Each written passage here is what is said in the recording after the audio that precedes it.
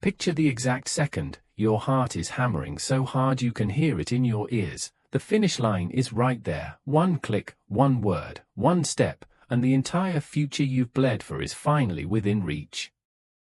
You feel the electricity on your skin, the new life brushing against you like a lover you've waited years to meet. And then, with surgical precision, your own hand reaches out and burns the bridge before you can cross it. You don't stumble. You detonate. You delete the file, start the fight, order the food, ghost the person, close the trade, cancel the launch. And when the ashes settle, a disgusting little whisper inside you exhales, "Thank God that's over." That whisper just signed its name. That is the saboteur. And tonight we're dragging him into the open, pinning him under the light, and making him confess every crime he's committed against your life. If your stomach just flipped reading that, stay. Because this isn't motivation. This is autopsy, live, unfiltered, and merciless, on every dream you've murdered 5 seconds before it could breathe. Lie number 1 we execute tonight, it's fear of failure. Wrong. At the finish line you're not afraid of losing. You're afraid of winning and discovering the win doesn't magically heal the hole you've been calling me since childhood. Lie number 2, I just need more discipline. Discipline is a toy hammer against a titanium vault. Self-sabotage is the vault. You don't break it with force, you melt it with truth. The mechanism has a name, the shadow threshold. It's the invisible electric fence that lights up the second real change becomes irreversible. You feel it as sudden nausea, racing thoughts, and the holy certainty that quitting is divine wisdom. That nausea is your old identity realizing execution day has arrived. Most people hear the alarm and obediently turn back. They call it bad timing. The ones who keep walking become the stories other people tell. Real case, trader, 2 years bleeding red. One perfect setup. Up 700% in 10 days.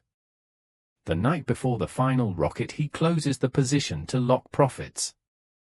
Next 72 hours it 28 times SD. He stared at the chart like a man watching his own funeral. Another, she looks you in the eyes and says, "I'm falling for you." That night you accuse her of moving too fast over a 3-hour-old text. She leaves. You tell your friends she was crazy. Lie. You felt the threshold and chose the pain you already knew how to survive. The upper limit problem. Your nervous system has a thermostat for how much money, love, power, and joy you're allowed before guilt, fear, or chaos has to restore normal. Normal is the only temperature your childhood taught you was safe. Cross that temperature and the system manufactures crisis, injury right before the launch, scandal the week you go viral, break up the day he says "I love you." Anything to cool you back down to the suffering that feels like home. Dopamine deception. You're chemically addicted to the chase. Anticipation floods the reward circuits, the almost, the next week, the endless flirt.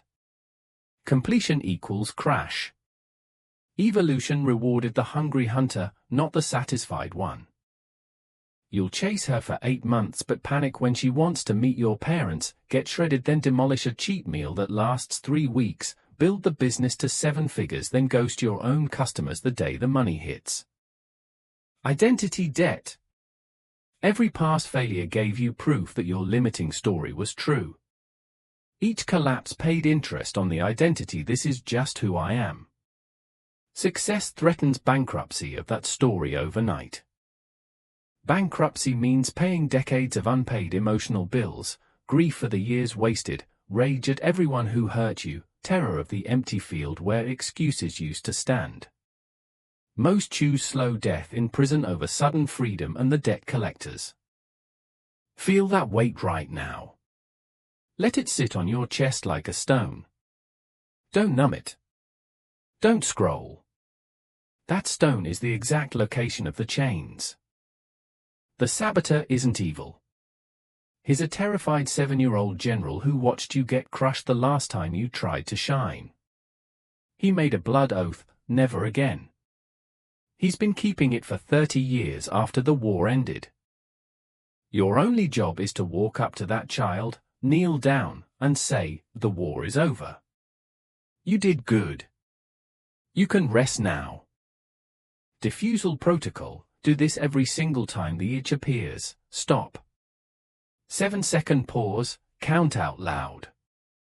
Ask out loud, "What are you protecting me from right now?" Say the answer, no matter how pathetic.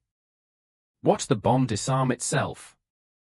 I've seen grown men collapse in gym parking lots at 4 a.m. sobbing because for the first time in their lives the voice got heard instead of beaten. From this second forward, every finish line is a funeral for the old you.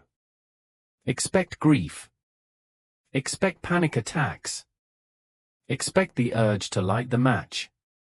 That's the death rattle. Walk through the fire anyway. The version of you on the other side isn't waiting to be built, he's already there, arms open, wondering why you keep aborting him at 9 months. This stopped being about the goal 20 minutes ago. It's now about mercy. Mercy for the child who thought safety mattered more than being alive. Forgive the teenager who tested the theory and paid in blood. Forgive the adult still enforcing martial law in peacetime. The moment you finally cross, hit send, say the words, publish the book, lock eyes, and stay, whisper this to the part that tried to stop you, "Thank you for keeping me alive this long. Now watch me live." You're not broken. You're guarded. Feel those words land in your chest. You didn't build walls because you're weak, you built them because you were small once and the world was big and sharp and it cut you deep. Every layer of armor you added was a medal for surviving another day. The sarcasm, the procrastination, the "I'll do it tomorrow," the fights you started, the opportunities you ghosted, those weren't character flaws. They were war decorations. Tonight you get to take the medals off, one by one, and lay them down. Not because the war is coming back, but because it's finally, truly over. The guard is exhausted. He's been standing at the gate for decades, rifle shaking in hands that never got to be a child's hands again. He hasn't slept. Every time you got close to the line he thought the enemy was storming in. He screamed, he pulled triggers, he burned villages so you wouldn't be captured. He did it all for love. Crude, terrified, misdirected love.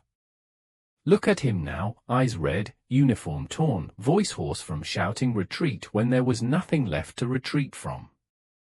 He's begging for relief and doesn't know how to ask. You're the only one who can give him the order to stand down. Relieve him of duty. Walk up to him slowly.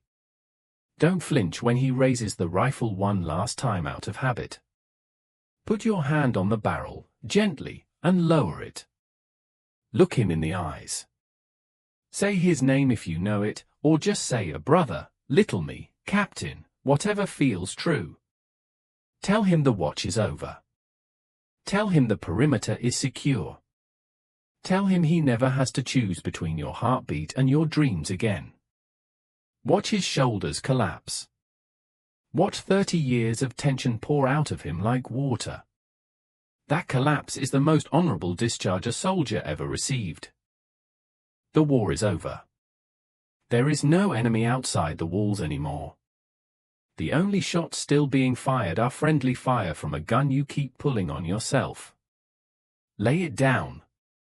Let the echo die. Listen, can you hear the silence on the other side of the gunfire? That silence isn't emptiness. It's peace. It's the sound of a life that finally gets to begin. Drop the weapon. Open your fingers. Let the trigger go. Feel the weight leave your hand, your arm, your chest. The weapon was never protecting you, it was keeping you in the bunker while life marched past overhead. Dropping it isn't surrender. It's the first act of victory. Step across the line. One foot, then the other. No explosion. No sniper. Just solid ground and the faint smell of morning on the other side. Take the step you've aborted 1,000 times before. Take it naked, shaking, crying if you have to. The line isn't a wall, it's a birth canal. You're not breaking out of prison. You're being born.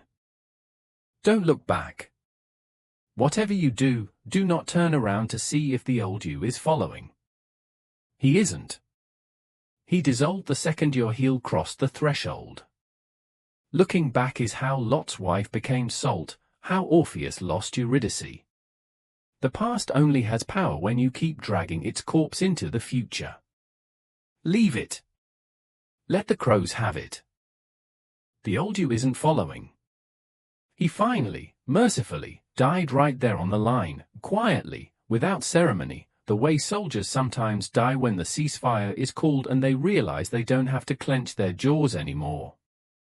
His last breath was that tiny sigh of relief you always felt after you blew it up. He thought he was saving you. He was wrong. But he meant well. Salute him once, then keep walking. He finally, mercifully, died so you could be born. This is the part people never talk about. Every real victory requires a death. Not dramatic, not cinematic, just the quiet expiration of the version of you that needed pain to feel safe. Mourn him if you need to. Then feel the lungs of the new you fill for the first time with air that isn't laced with smoke. And you, raw, terrified, magnificent you, are finally, undeniably, alive. Not the polished version. Not the after photo. The trembling, wide-eyed, battle-scarred you that just walked out of the grave still wearing the dirt. That's the real one. That's the one the world has been waiting for. The finish line isn't the end. It never was. It's the doorway. Everything you thought was the destination was just the lobby. Beyond it stretches a country you've never set foot in, with colors you don't have names for yet. It's the birthplace of the man who finishes, of the woman who stays, of the human who finally gets to have what he came here for without apologizing or setting it on fire the next day. So go finish what you started. Not because it will make you worthy, you were worthy the day you drew your first breath. Finish because you're done punishing yourself for surviving. Finish because the guard is sleeping, the war is over, and the rest of your life is standing on the other side of this moment holding out its hand. Take it. Walk. Live.